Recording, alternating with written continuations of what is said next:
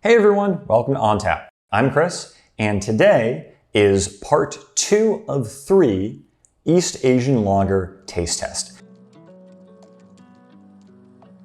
Now, as you can see, this table is already rather filled up with a number of beers that I ranked in part 1. If you haven't checked that out, link is below. If you have already watched, well then you know exactly where we left off. To recap, I've broken this up into 3 to 4 sort of, let's say, categories broken up with imaginary lines on the table. There's the sort of excellent category or the very good category. There is the good category, solid good. There's the perfectly decent, okay, and then there is sort of the pass. This one kind of is on the line. I will now be trying the next 10 lagers that were sampled between seasons 1 and 2.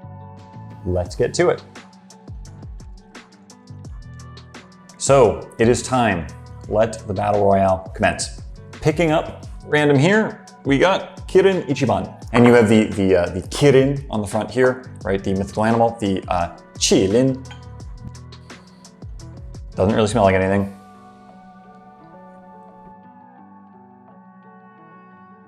So this is definitely down here. The thing about the beer is, while it doesn't have both the off-putting flavor and the weak body of something like a low-grade light beer or something like the Height, it still has some of that off-putting flavor that I associate with not particularly great beers. There's that sort of sourness in the palate, in both the beer and in the aftertaste. Moving on. Next we have Tiger. Let's give this a try. More of a, dare I say, almost vaguely, maybe not quite sweet, but definitely maltier flavor. It's certainly interesting, and it definitely goes in this category of beer that has a character to it. It's malty, and that's nice, and there's a little bit of an almost sweetness to it, but it's really reminding me of barley and grain. If you want a beer that's heavier on that side, then I think it works in that regards, but there's something almost lacking from it in the same way that if you were to have maybe oatmeal that's kind of interesting, but there's still that kind of like oaty, kind of heavier flavor to it. That's sort of what I would say Tiger has. It's the lager version of that for sort of a hot weather beer where it's got a particular flavor, but there's something about it that's sort of this heavier, barley feel compared to some of these other lagers, which I think have a little bit more of either it's bright or it's unique in a different way that I at least find kind of more interesting. But to give it its credit, Tiger is more interesting than these here. Anyway, let's keep going. Next up, Terra. And remember, Height and Terra, same company, Height Jinro. So this is somewhere around here. It tastes like if you took something like a Height and you really just sort of cleaned it up a lot, but you still sort of had the same basic type of concept, right? It'd be if you took a picture or something, right? You took a picture, right? That someone drew in, middle school, secondary school or something, right? And it was all kind of ripped up and torn, and it's still drawn by someone in 7th or 8th grade, right? And you really clean it up and you just polish it up and you make it look as good as it possibly can. And it looks way better than the picture originally did, where it was all kind of, torn up and dirty and stuff. But it is still like a picture drawn by someone in secondary school. And so Terra is sort of the equivalent of that. If you took something that was not great quality and you cleaned it up as much as you could, but you didn't really change the underlying essence of what that thing was, that's kind of what Terra is compared to Height. This is the absolute lowest level of sort of lager where there's nothing actively off-putting about it, but there's very little interesting character or complexity in the flavor profile. Next is, I'm gonna pull this at random, Sapporo Reserve. Yeah, it smells very rich.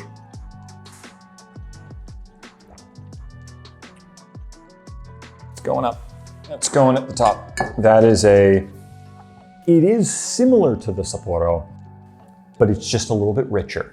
And I quite like that. Now, I will say it's maybe not the best if you just wanted a light, clean, refreshing lager that's easy to sip on with a meal. There's a little bit more going on here. And even my palate at the end of it, it feels kind of heavier. There's a heavier feeling, almost similar to like what I was talking about with the Tiger, right? Where there's that heavier sort of barley feeling to it, of sort of you feel like you're drinking, I mean, obviously, right, it's beer, tell us something we don't know, right? But you really remember that you're drinking a sort of liquid grain-based beverage. But I think the way that you experience that is nicer with the Sapporo Reserve compared to, let's say, the Tiger. And it's just, there's a little bit of extra stuff going on compared to the Sapporo regular. So this is definitely going in the top half, shall we say. All right, next at random, Cloud. Similar to like the Tsingtao, where it's just a lager. There's nothing about it that is extremely unique or highly characteristic of one particular flavor or something where you think, geez, this is such a unique take on a lager. Most of these, right, with the exception of the Tsingtao, the Cloud is like the Tsingtao in that sense. It's a nice, well-made, good, solid lager. And it's not particularly outgoing in any one way, but it just takes that concept of what a classic beer should taste like and does a very good job with that. Next is Red Horse. Yeah, I can smell a little bit of the alcohol.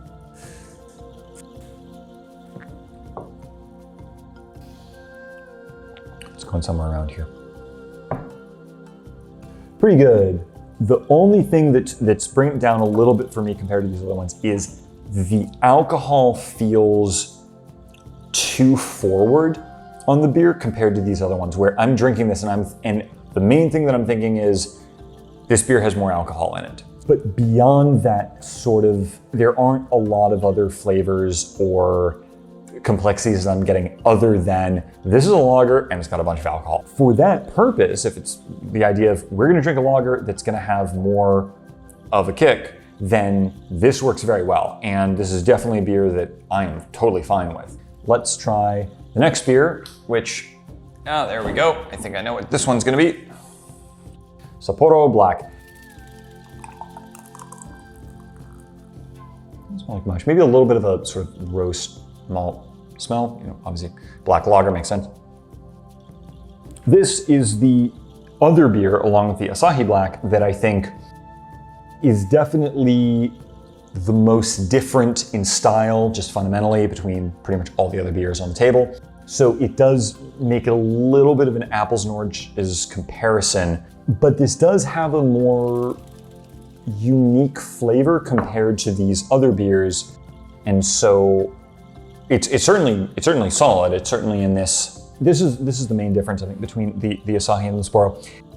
If you prefer your black lagers more sort of a little maltier and a little more roasted, the roasted malt comes through the most strongly on this, you prefer the Sapporo Black. If you prefer your black lagers a little bit more a mix of a lager and a darker beer, the Asahi Black is going to be a little bit lighter in body, not in a bad way, but it's just going to be a little softer and a little bit more subtle in its flavors. Sapporo Black is more bold, Asahi Black is more subtle. So next we have, and I gotta look now, okay, we've got Cass, smells like nothing.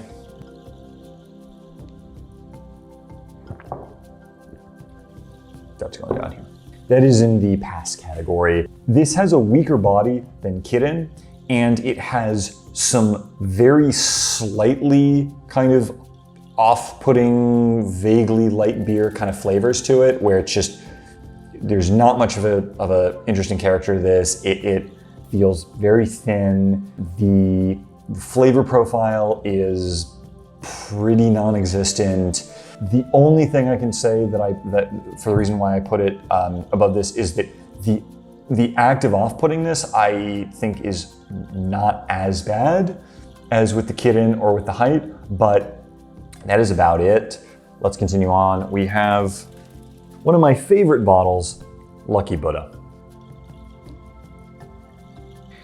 So it's kind of around here. It has that nice, fresh flavor of Chinese beer, but beyond that, there's not a whole lot. It's definitely a very soft lager. It feels clean, which is very nice. There's nothing particularly outstanding though in my palate. It's sort of, you drink it and then it's kind of gone. Compared to the beers that have more of a either bold or unique or very characteristic profile, I don't know if Lucky kind of makes it up to that class, but it's a very solid sort of, shall we say, upper middle class beer. Let's get to the last beer, which is San Miguel Cerveza Negra. Smells very sweet. The biggest downside of this beer is the body. The body feels very thin on this beer. The biggest upside is the sweetness of the beer. It's like the San Miguel Pale Pilsen, but it's even more so tropical sweetness. It's probably a little bit much to say, like maybe not creme brulee, but it's like that if you took bananas, brown sugar, and a blowtorch, and you just kind of, caramelized it a little bit, and then you put that into a beer, but then unfortunately, the body of the beer was very thin, so the top part of it's very nice, bottom of it, not so much. For a beer with this sort of sweetness, it doesn't have the weight that I think it should. The Red Horse and the San Miguel, it's very interesting. In comparison to all of these beers on the table, I still think they're very close together in terms of the flavor profile. Not only do I have to think about this to see what maybe is the best ranking and an assessment of the flavor profiles, I'm also going to make a final decision on which beers make it into the final, shall we say, sudden death elimination round for part 3. Not that it's really sudden death elimination, because if they already make it into part 3, then they're already, I would say, the best of the lagers on the table. But nonetheless, it is still going to be the championship. All right, so I've done my assessment, thought about this, and as best I can figure, rank the beers according to, in my personal opinion, what I would most prefer. Though I will say from about here to for sure here onwards, it gets a little bit subjective. So always please keep that in mind. I do want to announce though the beers that are going to be making it into the final round, round 3. We have Singha from Thailand, Sapporo Reserve, Japan, Asahi Super Dry, Japan, Cloud, South Korea, in my opinion, honestly, true Korea, best Korea, Tsingtao from China, and San Miguel Pale Pilsen, Philippines. But let's start at the other end. So these beers are in the pass category. I would drink these and they are fine. Yes, I even had Terra at KBBQ last night, and it was fine. You mix it with some soju, all right. But in terms of beers, if you're thinking about what do you want to drink and actually enjoy the flavor of it, these 5 are all passes, hard pass, soft pass. And the reason for that being that they are weak in body, they're in some cases kind of watery, and in these cases, they have a unpleasant sort of sour aftertaste and underlying flavor of beers that are of not as good quality. So next we have sort of the, should we say, the lower middle class of the table lagers. All of these beers are perfectly acceptable, they're perfectly fine, but they either don't have a particularly unique and interesting flavor to them, or in the case of Tiger, they lean a little bit heavy in the space of what I would call heavier grain-based beer flavor, in the sense that when I'm drinking Tiger, I have the feeling that I'm drinking a really grain-based beverage. And then Obi and Chang, Obi especially for whatever reason, really strike me as just the most standard beers, where you're gonna drink it and you're not really gonna think about the flavor. You're just gonna think, okay, body's acceptable. It is a 5% grain-based, very slightly hoppy, nondescript, inoffensive table lager. Then there's the sort of the middle class. These are all perfectly fine as well, and here you start getting into the range of beers that have a more unique flavor to them. So in the case of Red Horse, it is a lager, but it is a lager that packs a serious punch. You want a table lager that's turbo. Red Horse is going to be the beer you want to go with, but for me at least, the alcohol is very clear. There's really that alcohol sort of taste to it, and it's not worked in the same way it is with some other higher strength beers, which for me, it's gotta have lower points. And then Cerveza Negra it's a beer where the individual flavors are really interesting, and I love the sort of sweet flavor of it. I reference it as sort of as like if you took brown sugar, bananas, and a blowtorch, and you turned that into like a creme brulee, turned that into a beer. That's the flavor, but the body is totally lacking. Now, Lucky Buddha, it's sort of the most middle of the road beers of and it is almost exactly in the middle of the pack. It has a very enjoyable kind of freshness to it, but while it has more of a character than Yanjing, it does not have, I think, as much of a character as Tsingtao. You might find the flavors to be very, very, very soft. There's an acceptable body and a nice kind of cleanliness to it, but there's not a ton beyond that, just a sort of a general enjoyable kind of feel in the palate. Now, moving on from here, I want to talk about the, shall we say, honorable mentions, those that did not make it into the final round. And here's why I'm ranking Sapporo Premium, Sapporo Black, and Asahi Black in the honorable mention category. The fact of the matter is that Sapporo Black and Asahi Black are a style of lager, each of them are a style of lager that is distinct enough from this category of lager that it makes it a little tricky to compare them objectively in terms of their taste profile to other pale lagers. The thing about Sapporo Black and Asahi Black is that while they are quite enjoyable beers and they have interesting flavor profiles, for example, the Sapporo Black is a little bit more of a bold black lager. It's heavier on the roasted malt flavor, and the Asahi Black is a little bit of a softer black lager. It's a little bit more of a mix, almost, you could say, of, say, a Sapporo Black and an Asahi Super Dry. And then there is Sapporo, which is a beer that I think is in some ways the most versatile for certainly Japanese food. But the more I think about it, actually, and the more I think about the rankings we have here, I'm gonna put this in the final round. I think that the black lagers, they're gonna be really their own category. The more that I think about them now, it's a completely different style of lager compared to these other ones. But nonetheless, I think it's very important to try it along with other pale Pilsner style, for the most part, lagers. Now, for the final top 7, we've got San Miguel Pale Pilsner. I really just love the fact that you've got the sweetness of something like the Cerveza Negra, but it's worked in so wonderfully to the body of a lager. Tsingtao and Cloud are both in this category. They're just a really nice combination of flavors that you think of as making up a classic lager.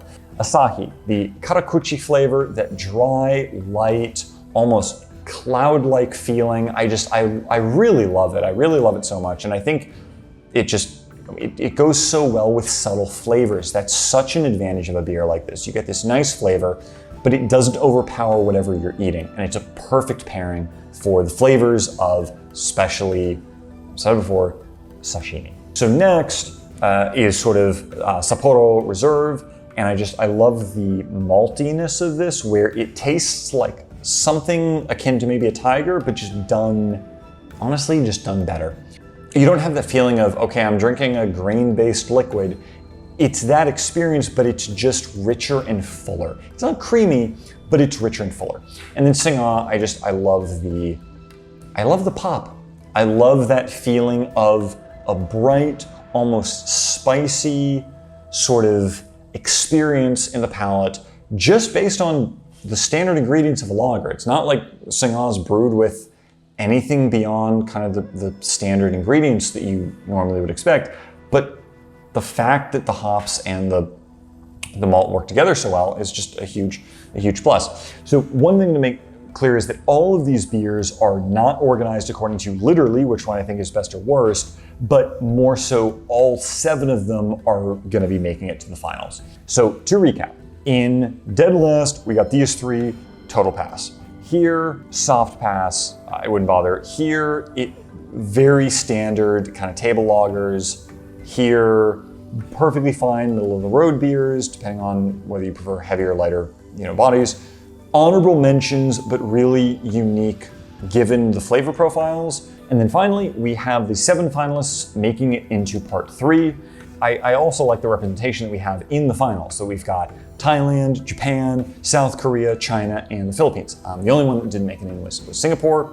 Well thought Singapore. So anyway, that's my final assessment of the 20 lagers from East and Southeast Asia. I'll see you in part 3, where the final assessment of the lagers of East Asia will be decided.